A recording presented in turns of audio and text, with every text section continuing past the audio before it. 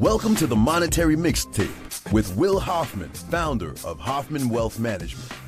In this podcast, we help fellow Gen Xers simplify complex wealth issues that are important to Gen X.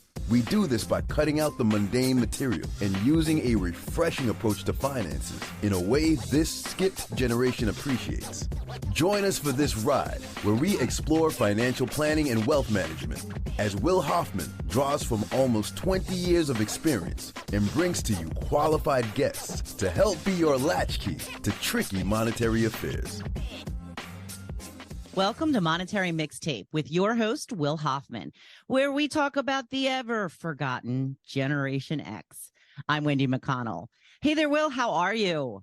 I'm great, Wendy. How are you today? Oh, I'm good. Now, we have another guest. You always have the most interesting guests, so tell us all about them. Well, and this guest won't disappoint either. I have been a fan of his podcast really since I started researching for our episodes and for topics to talk about with our audience. But today we have Justin Chung. He is the founder of the MoneyDad podcast. Hi, Justin. How are you today? Doing well, Will. How are you doing? I'm great, thank you. Hailing to us from Toronto, Canada, right? Exactly. Yeah, it's nice. a beautiful day up here in Toronto. Great. Sun's out here too. We're excited for nice weather to finally be here, and looking forward already to summer. So, Justin, I'm going to let you do all the talking because I've listened to a lot of your episodes. I'm the father of three small boys. So I'm always intrigued at how to be educating them when it comes to money. It's what I do every day, but, we're working with adults and sometimes we're working with adults who are not so financially savvy and did not have the benefit of a lot of education when it comes to money and comes to being financially savvy. So what motivated you to start your podcast, and what's your background with the MoneyDad? Sure. So my background is, I'm a real estate investor. So Okay. I started investing in real estate, in my late 20s when I bought a condo really to live in for my principal residence. And then I really got hooked into real estate when my father, was encouraging me to get an investment property. And so I picked up a first one at the age of 30 and started to really, understand that real estate could be a huge wealth creation vehicle. And so kind of, for the past 15 years or so, I've been in real estate, making investments, helping others like friends and family invest as well into real estate, providing cash flow as well as appreciation benefits through joint venture partnerships. And really in terms of my motivation for starting the MoneyDad podcast was really, it kind of came to me, I've got two young boys, 3 and 8 years old. And I really wanted to help parents really, learn about helping their kids, raise money smart kids. It's a platform that I started last year in terms of the podcast. I was a big fan of podcasts. I thought, hey, how hard could it be to start a podcast? And I realized there's a little bit of work that goes into it. But I was coming to a point where I had a background in real estate and, all the conversations that my parents and especially my dad had with me when I was young. And it wasn't necessarily always from a place of abundance or that kind of mindset. It was really a lot of time, from a place of lack, right? And I felt like I wanted to give my kids resources or help them learn about money. And I thought, well, if I'm going to go along this journey, why don't I see, if there's others out there that would be interested in this? And so, I started the podcast about a year ago, actually almost about a year ago to this day, to really, help parents have their kids build a strong financial foundation, learn healthy skills and habits along the way. And my core fundamental belief is that the sooner that we can have conversations with our kids about money, the better off they'll be in the long run in terms of their own financial journey. And so I think a lot of times we're not getting it necessarily from school. School may be covering some topics, but not sufficiently in any level of depth. And I feel like, okay, if you're not getting it at school, you have to get it at home. And I feel like there's still a sense that money is a taboo subject out there and it's not regularly discussed in families. So yeah, my goal with the podcast was really to be a a resource for like-minded parents and really curating actionable, practical knowledge and strategies to help them have those conversations with their kids. And so I bring on a number of different guests every week, and we talk about different subjects or topics as it relates to kids and money. So that's kind of the background behind how I started it.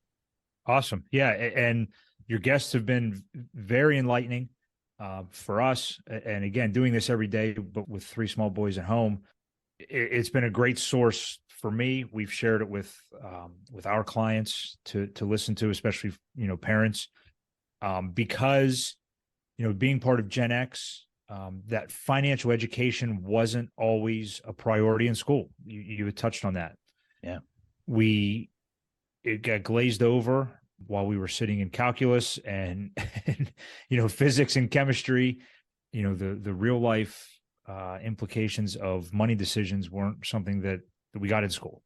And what we've noticed with our clients and the folks we work with, it seems like the most financially savvy folks, and that's not picking the right investment necessarily. That's, the strongest budgeting and, learning how to accumulate when there is not an abundance are folks that came from, strong backgrounds with their parents, with the financial, including them in financial topics, understanding the perils of debt, understanding the getting through college is with as little debt as possible. They seem to have that background and they got from home. What's been the feedback like from parents, whether it's just in your circle of friends or, the greater podcasting community? What's the feedback been like? Yeah, no, the feedback's been fantastic. I think, what I've taken away from it is that there are a lot of parents out there that are looking for resources to help with those conversations to have with their kids. I've had, feedback on, we listen to the podcast on our road trips. Actually, we're talking about before that we started recording some road trips that my family and I took recently. But I've had other parents tell me they play the podcast on road trips, and then that allows them to have conversations with their kids about whatever topic is being discussed, or feedback that they'll play the podcast sometimes during dinner time, actually, and again, it'll trigger conversations about whatever topic that we're talking about that day, right? So I think it's refreshing to hear that there is a receptiveness to that, like that there is an audience for it, and that people are looking for the types of information that we cover. Because I think there's a lot of information out there in general for, let's say, people that are looking for help themselves, right? Their own financial situation. I think there's almost like it's almost information overload, actually, to be honest with you, with the amount of information out there. And so what I want to do is really niche it down to focusing on kids, because I feel like, not to say that things can't change for adults. Obviously we, everyone can learn and pick up new things and Sure. and build different habits. But for me, I look at, and again, when I compare it to my kids, I think they're sponges, right? Kids are just complete sponges, and they can pick up things so quickly and so easily. And if you just set them on the right path, and it's little tweaks here and there, it doesn't have to be major, like topics that you're covering in wide, in depth, but they can pick up and learn little things to help them on their journey when they're starting young, when they haven't built, bad habits, or they haven't Sure. learned things that may be detrimental to their own financial situation. So I think for me, the feedback that I've gotten so far has been great and positive, and to just keep rolling with it. And so it's been wonderful to hear. Right. And we just actually experienced this conversation in our house. My middle son, Miles, lost a tooth last week, and a big one right in front. So it was a topic of conversation. And of course, the tooth fairy visited, and immediately upon waking up, he was ready to spend his newfound fortune on Roblox, and having that conversation about, all right, maybe that's not the best use for all of this money, and how to, use some now for enjoyment, use some later for saving. And we haven't really. He's only 6, so the compounding interest conversation really hasn't taken hold yet.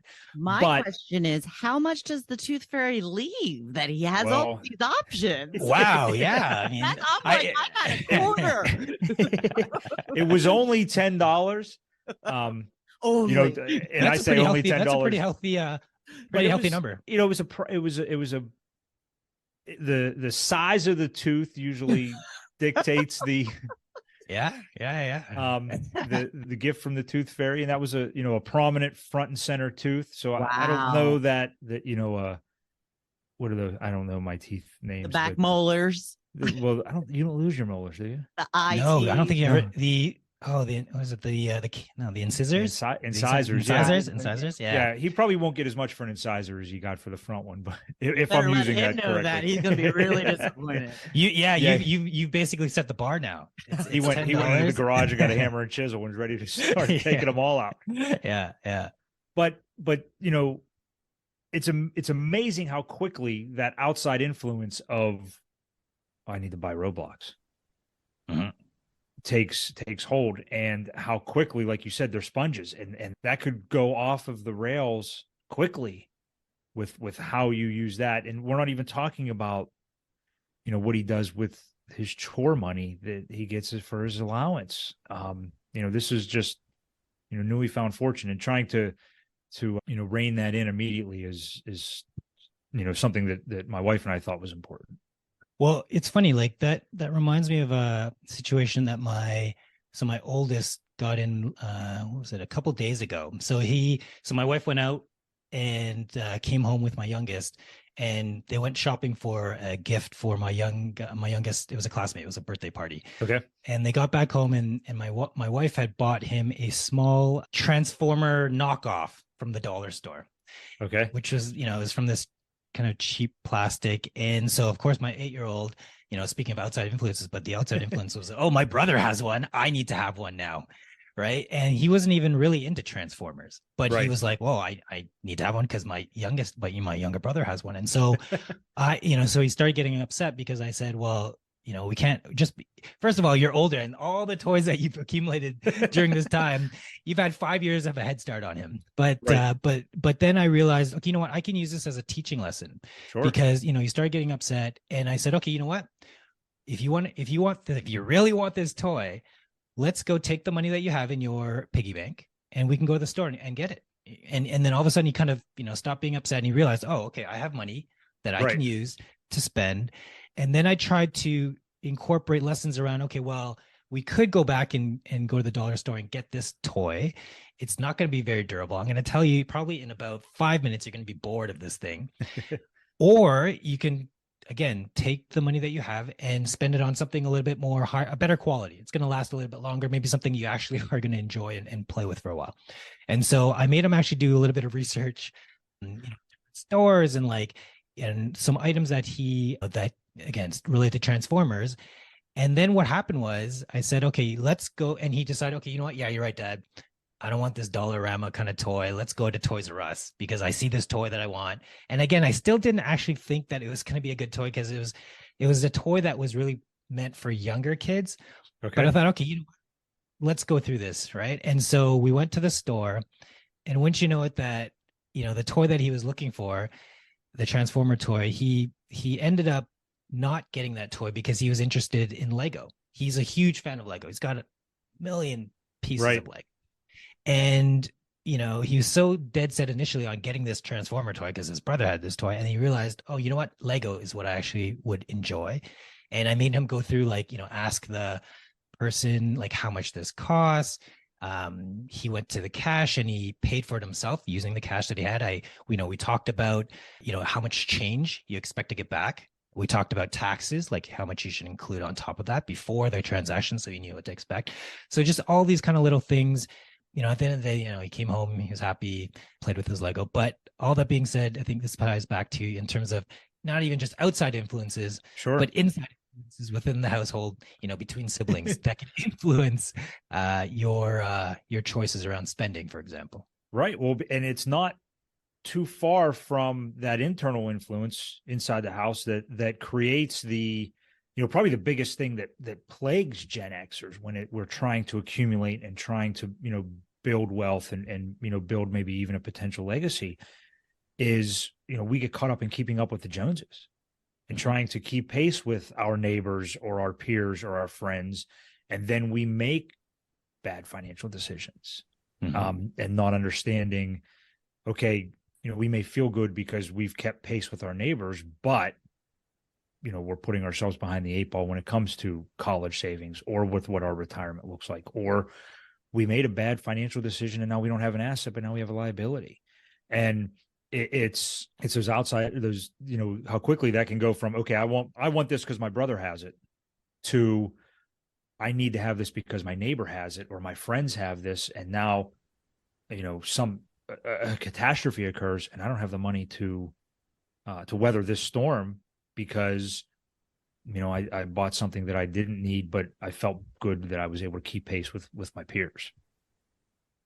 Yeah. And, it is one of those things where people can get caught up in keeping up with the Joneses, right? Like it's easy. You see, people going on nice vacations, they have these nice houses, nice cars, and you feel like, okay, yeah, it is easy to get caught up in that. Sure. And I think what I'm hoping to do is, for my kids and for other parents out there with kids, is to help them understand, what? Yes, that is an influence, but at the same time, it's all in how you frame it as well. Like I think, so to me, in my mind, if you realize, and I didn't realize this till I was older, but if you realize that you can put your money towards an asset, a true asset. And I explained to my 8-year-old, like, what's an asset? And he'll tell me, and I've explained to him that an asset is something, it's something that puts money into your pocket as opposed to money coming out of it.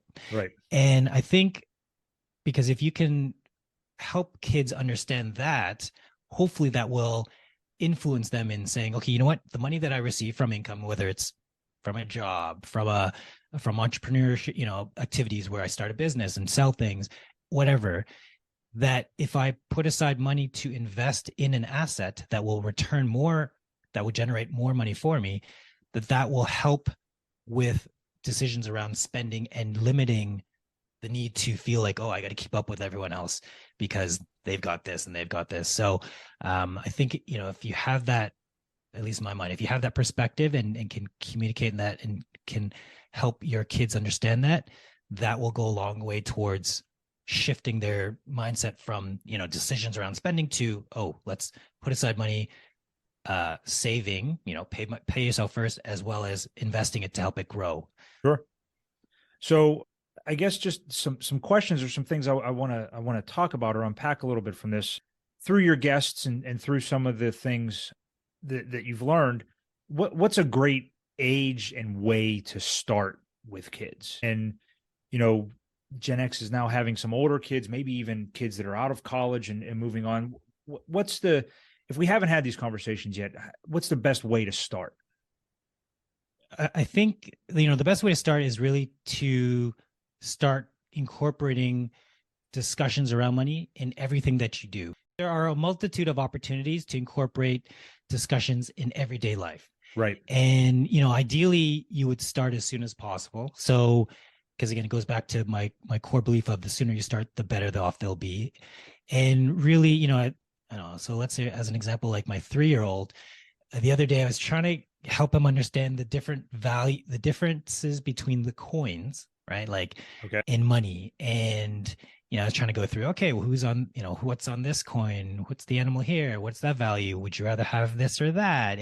And I could tell, he was kind of getting it, but then he started, his attention span was kind of off somewhere else and he didn't really want to talk about that anymore, which is fine. So I said, okay, let's go back that to another day.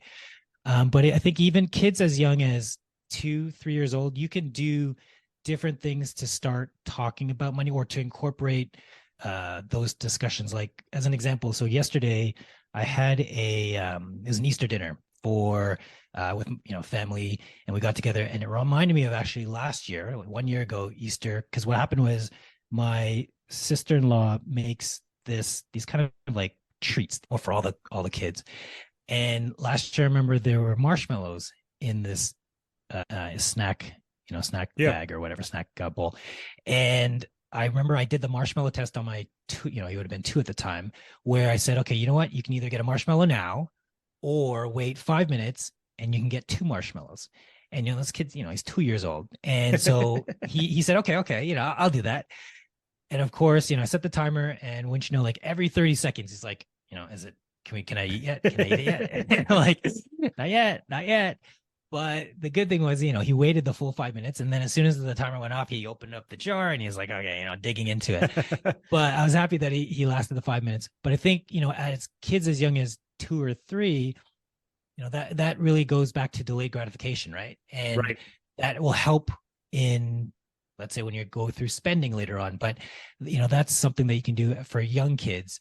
For other Gen X or, Gen X parents who have older kids, I think, again, it comes back to looking at your everyday interactions and looking at opportunities to have those conversations. So it could be, let's say on the earning side, if it's entrepreneurship skills that you want to help expose them to, having those conversations. Like I'll give you an example. I mean, again, my kids are younger, on the younger side, but we did, I guess when my 8-year-old was about 6, we did it was a classic lemonade stand, right? Right. And, I had him, we went to the store, we bought supplies, lemons and sugar and like all that kind of stuff.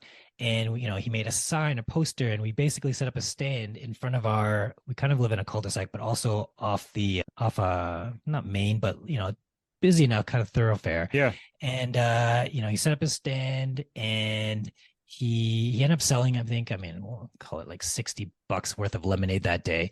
But what I was trying to teach him was that, so this is, a business that you could start, you could earn income.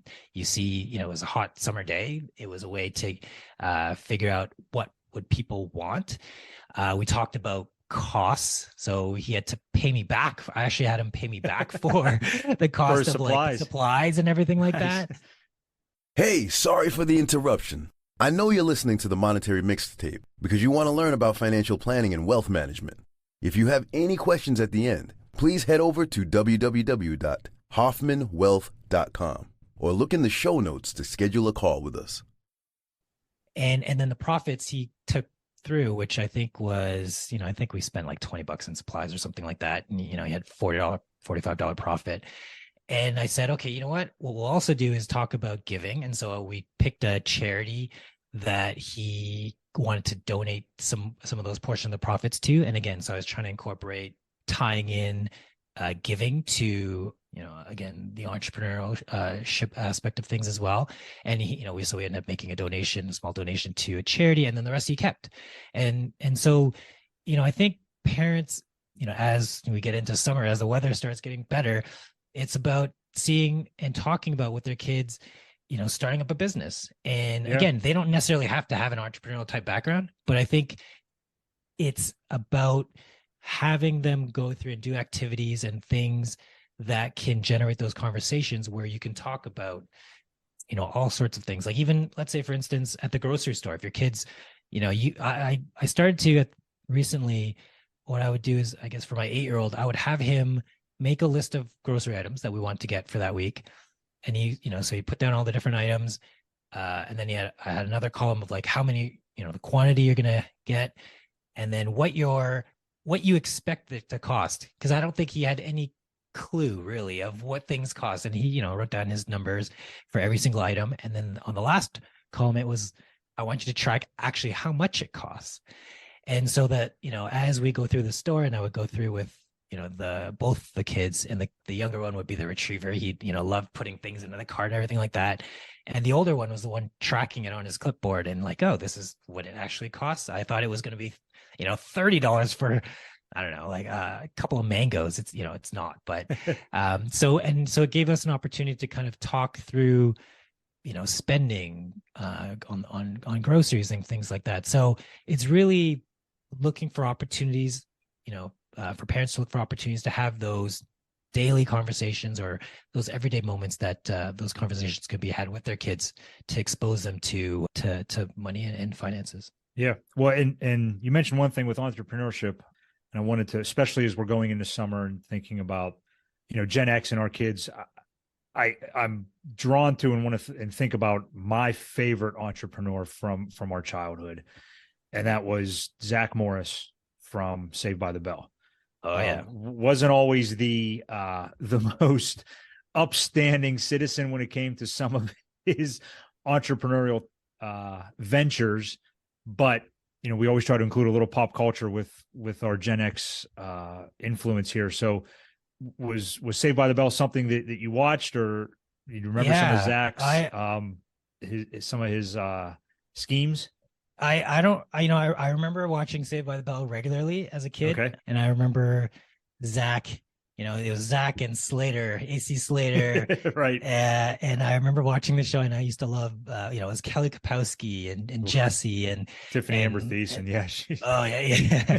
Still a favorite. Still a favorite. Yeah. And, and it was Lisa Turtle. And yeah, and Lisa was the one who really seemed to not have a great grasp on money. She was always spending her dad's money and shopping. And I just remember some of the stuff Zach did. I remember the celebrity that came in to do the anti-drug commercial, and he was selling all of the paraphernalia that he touched, whether it was a doorknob or his jacket or something. And then, they went to work at the beach club, and he had a few schemes there for the summer that he was, trying to get the volleyball team he tried to assemble and win some money there. And it just seemed like he was always up to something to try to profit from either Bayside. Remember the oil company came in, and he couldn't wait to spend all the oil company's money on a big, better Bayside. Yeah. And I think that, that goes back to exactly like tying into, he had a very entrepreneurial type mindset, right? Yeah. That's what we'll call it. Entrepreneurial mindset. And, got him into trouble here and there, but with Mr. Belding and others, but it's one, I think, kids need to have that. They don't need to be an entrepreneur by any means. Like not everyone is going to be an entrepreneur, but it's good to have that entrepreneurial mindset or learn skills like selling, that will help them, whether they are entrepreneurs, going to be entrepreneurs themselves, or they're going to be employees and they have to, they're providing value to the companies that they work for or the professions that they're in. So yeah, I used to enjoy watching those Saved by the Bell episodes. We actually just had more of an inflation conversation in our house over the weekend. It's, summer sports are starting now. Miles, my middle son, plays baseball, and he had outgrown the baseball bat he had, which he only really got one season out of because he went through a pretty rapid growth spurt. So shopping for a new baseball bat, and the prices on some of this equipment is just outrageous. And my dad was at the house, and I said, I don't think you spent this much on my entire childhood of sports, but what I could spend on a baseball bat. And, we've joked about this on this podcast before. I hope I have an outstanding athlete under my roof. If I'm looking at the gene pool, though, I'm pretty sure these kids have to study hard. But what it costs for just baseball, a bat, a glove, some spikes to go play ball is crazy. And some of these bats are $400 and $500. Now, that's not what I was going to spend at all on a baseball bat for a 6-year-old, but it gets into that kind of mixing in the keeping up with the jump. Well, Johnny has this bat. I've got to buy my son this bat so that he can hit the ball as hard and as far. And I don't know how hard and far a 6-year-old can hit a baseball, but thinking about what parents are spending on just sports. I mean, we're not even talking about a piano for piano lessons or a computer for, video editing or something, but the sports and what it costs is just outrageous compared to. So we had an inflation conversation about, why was a bat so inexpensive when you were a kid, Dad? And I said, well, it probably wasn't inexpensive in 1989. It just was less. And this is what causes prices to rise. Plus that bat's made from aluminum, and, aluminum may have been less expensive in 1989 than it was in 2023. So, just an understanding of the components that go into a baseball bat and how things cost more and why they cost more was kind of an eye opener for the boys.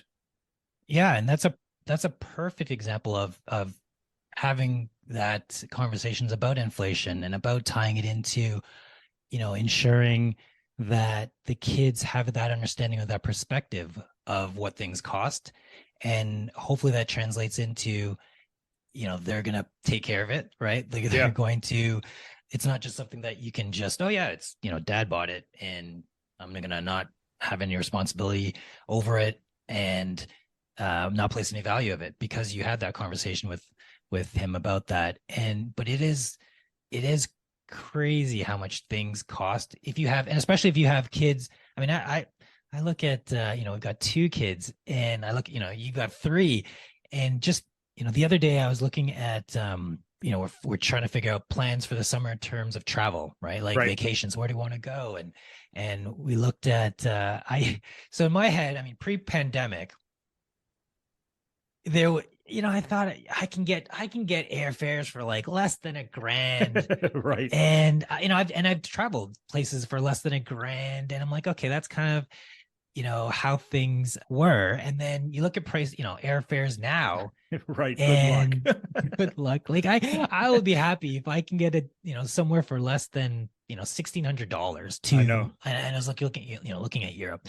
And now we've got, there are 4 of us, my wife and I, and the 2 kids. So it not only is just the dollar value has changed, but now it's just the quantity of people. Right. Well, yeah, and the has little one expanded. can't sit on your lap anymore. No, while you no, fly, right. no, I know. So it's, and so it's a bit of a, it's almost like sticker shock, Yeah. and now normalizing to, okay, this is what's going to be. Or even I think I was looking at Asia, like just trying to fly to Asia, and I couldn't find anything for like less than $2,500 for the time we're per person, right? So before you've even set foot in the country, you're on, you get to the airport, you've already spent 10 grand, Right.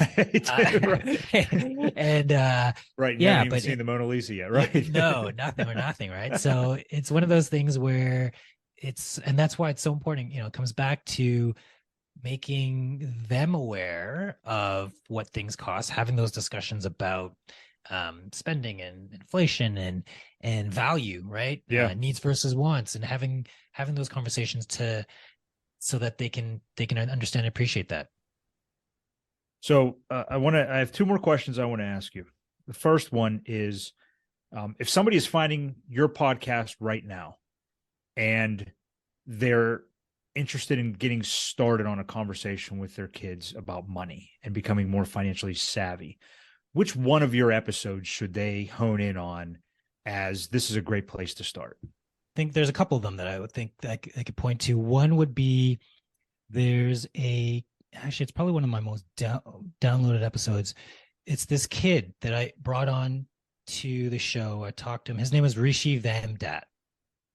It was episode 36. And he has a business called Easy Peasy Finance Kids.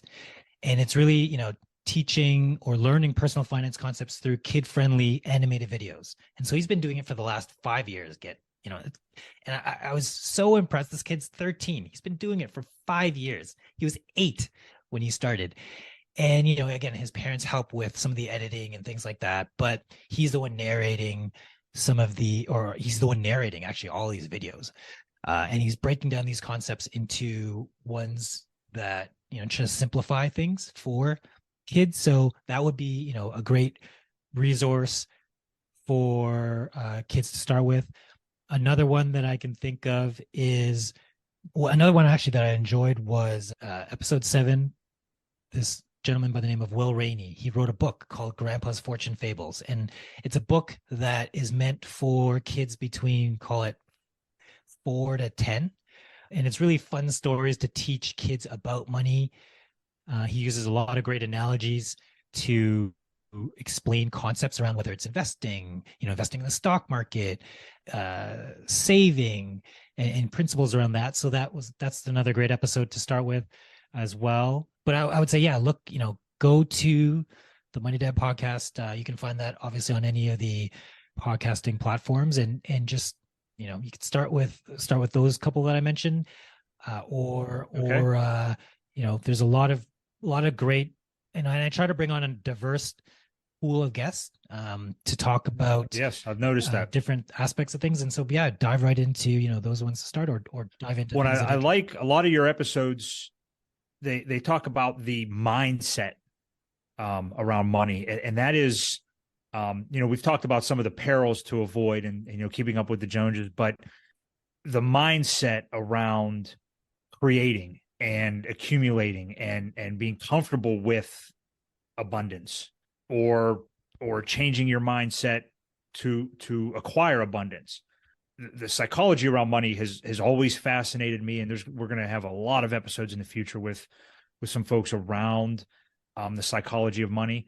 But I really like that you focus on that, and just I have all of your episodes next to me right now, talking about the mindset of money. There's a few that those are in the title, and financial independence. Yeah. So it's really to me it's a great place to focus, because quite frankly, you may be able to even recalibrate some of their parents' mindset around money, because Gen X has always been a skeptical generation. We've always been a forgotten and looked over generation. I would even say that a lot of us may even have a chip on our shoulder because of that, of being ignored. So it is a way to kind of recalibrate our mindsets around money as well. And the other question I wanted to ask you, Justin, one of my podcast mentors always includes this in his interviews, and I like it. And it seems like this is where the best information comes from. But we've talked about a lot. What haven't I asked you yet that I should have? Well, I think going back to that other point that you had about mindset, I think that is so key as well. Having that healthy mindset around abundance. And again, going back to, I think back to my childhood, where the mindset was around scarcity. And it was, if and part of it comes from, I think, my parents' mentality of, they're immigrants into the country, and they had to work for everything that they got, right? Like they came out with nothing. Sure. And so there was kind of this win-lose kind of mindset. Like if I'm not getting this, I'm losing. And it really took me, it was probably late into my late 20s, early 30s where I got past that, and I started to, join other groups and real estate groups really that taught a different mindset and different way. And I'm hoping that mindset can permeate around, young kids, especially the mindset around, reaching financial independence. Because I think, in our generation, especially our parents' generation, that wasn't a thing, right? Like, right. It was, you're working till you're 65. Mostly because they didn't have that choice. And then they had their pension. Right. So that even the need for financial independence wasn't necessarily there, because they had, they had Social Security, and then they had their pensions. So the investing and wealth accumulation, that wasn't for everybody. No. And now it is. Our generation has to. We're on our own. We have to have, Generation X is about 65 million people. We have to have 65 million financially independent Great folks. point, Will. And I also want to throw in that what you're talking about, Justin, I believe, is having a abundant mindset versus a scarcity mindset. So we all need that abundant mindset more than ever because of the circumstances. Sure. So sorry I butted in. No, that's great, because that's that was kind of the whole mission for this podcast. Was there's 65 million of us that have to become financially independent, and we're all carrying around these burdens of school debt, because school was so much more expensive for our generation. And that isn't relative. It was much more expensive for our generation than it was for baby boomers. And we don't have the benefits of pensions to fall back on. We've had to incur more healthcare costs than other generations. And so we're going through this, and our kids are watching. They're watching everything. Mm-hmm. And if you don't think they're watching, you're fooling yourself, because they are watching everything. I've kind of learned that the hard way, just with maybe some of the language or influence that the music I prefer has had on my boys, but they're watching everything, and how our mindset and our attitudes around money come into play there. And that was why I was so, focused on those titles of your podcast. Yeah. And exactly right. And I was going to just mention that in terms of our generation, the Gen X generation, we're also at a point where, we have parents to take care of, right? But at the same time, we've got kids and we're taking care of our family as well. Sure. So the financial, burden and stresses are there coming from both sides. So it's and not just the needing to have the money, but understanding it, whether it's to help our parents navigate, and we do a lot of discussions on this podcast about the sandwich. We're that sandwich generation right now, and every generation will be that sandwich at some point where we're helping our parents, we're raising our kids. I'll tell you the one lesson, and I took this from my father. When my grandfather passed away, I had never been involved in the, I was in this profession about a decade when that happened, and I had been involved in the financial parts of somebody passing away, but not any other aspect. And my dad made it a point to include me, whether it was, going to the funeral home with my grandmother, going to the bank with my grandmother. And I know he did that. I'm the oldest. And I know he looked at that and saying, okay, you're going to have to do this for us. So you need to learn how to have a conversation with the funeral director. You need to learn what the hospital is going to do next when it comes to Pat passing away.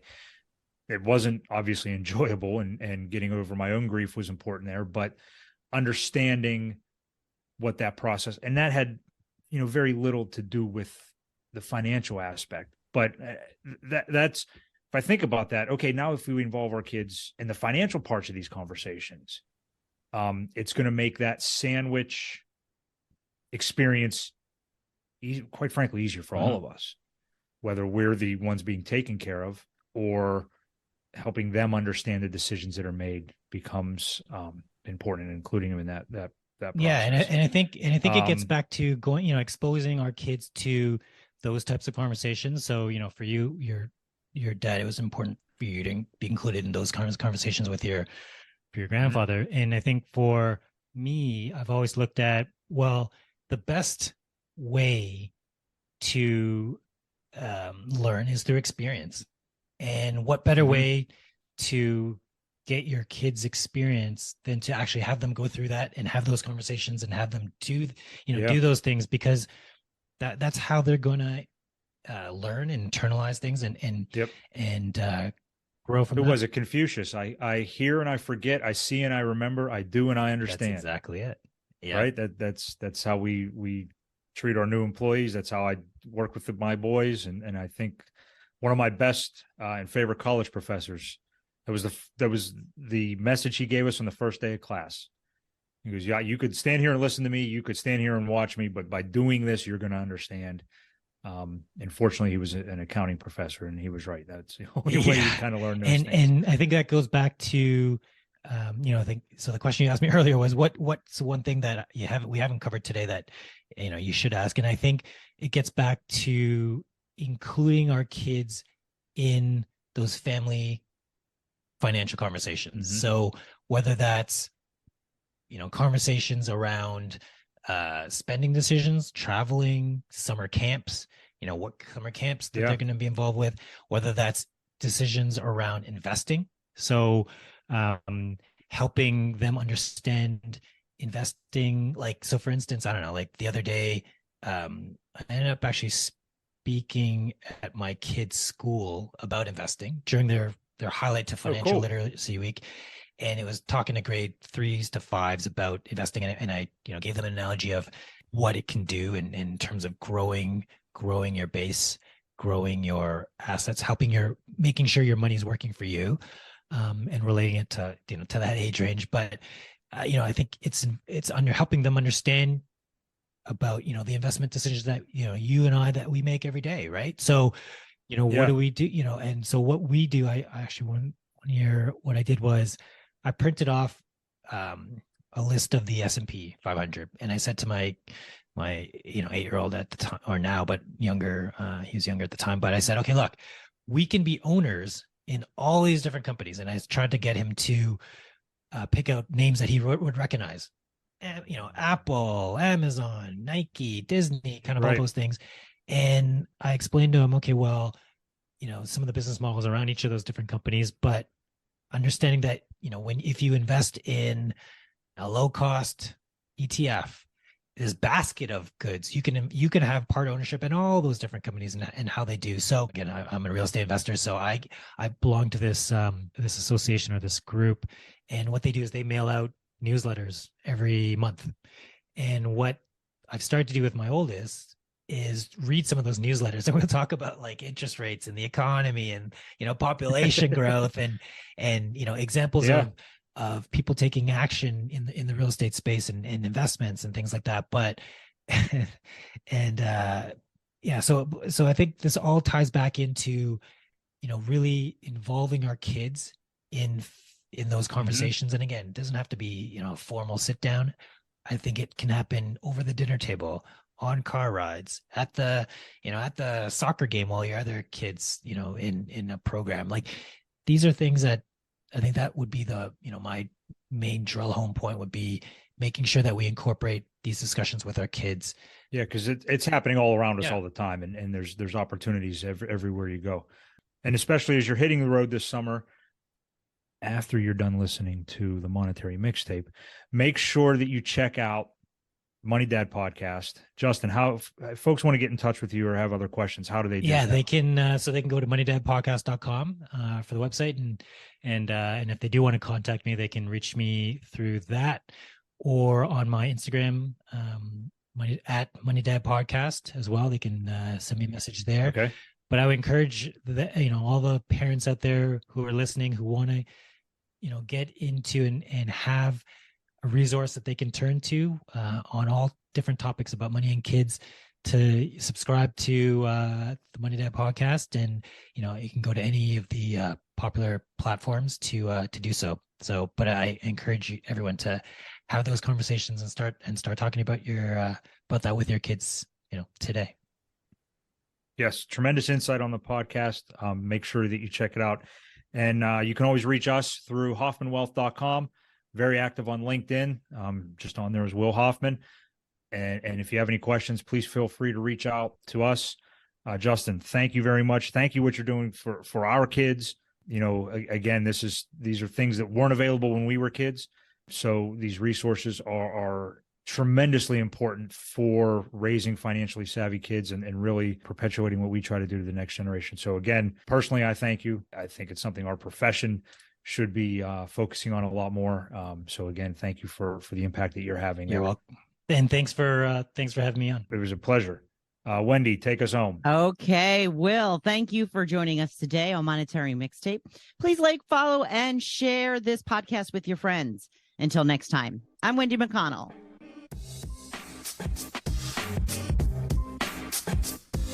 Don't bounce just yet. The street lights haven't come on. Thank you for listening to the Monetary Mixtape podcast. If you thought this episode was dope, then click the follow button to be notified when we drop a new episode. Visit our website at hoffmanwealth.com or give us a call at 724-522-5411. And don't forget to click the follow button to be notified when new episodes become available. The information covered and posted represents the views and opinions of the guest and does not necessarily represent the views or opinions of Hoffman Wealth Management. The content has been made available for informational and educational purposes only. The content is not intended to be a substitute for professional investing advice. Always seek the advice of your financial advisor or other qualified financial service providers with any questions you may have regarding your investment planning. Securities offered through LPL Financial, member FINRA SIPC. Investment advice offered through Private Advisor Group, a registered investment advisor. Private Advisor Group and Hoffman Wealth Management are separate entities from LPL Financial. All performance referenced is historical and is no guarantee of future results. All indices are unmanaged and may not be invested into directly.